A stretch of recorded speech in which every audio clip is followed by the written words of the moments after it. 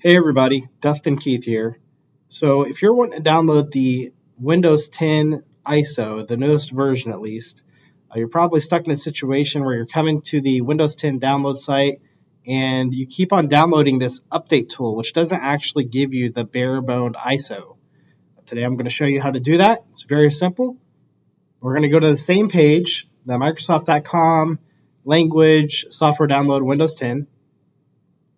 In Chrome, I'm going to select the three dots up here at the top right. I'm going to select More Tools and then Developer Tools.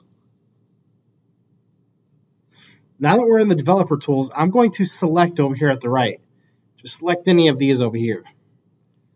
After I select it, I'm going to hold Control, Shift, and click M. Okay, so this brings up the mobile view of the website. Once you're here, you want to click on Responsive up here at the top. And we're just going to select the iPad. So it increases the view, makes it a lot better, easier to read.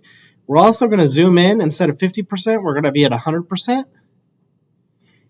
And now we see the same exact page we've seen before. However, I'm going to go ahead and refresh the page and watch what happens. Well, look at that. It changed.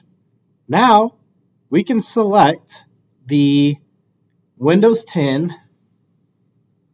You'll see it's the May of 2021. It's where we're at right now.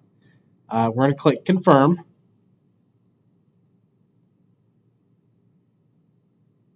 We're going to select our language.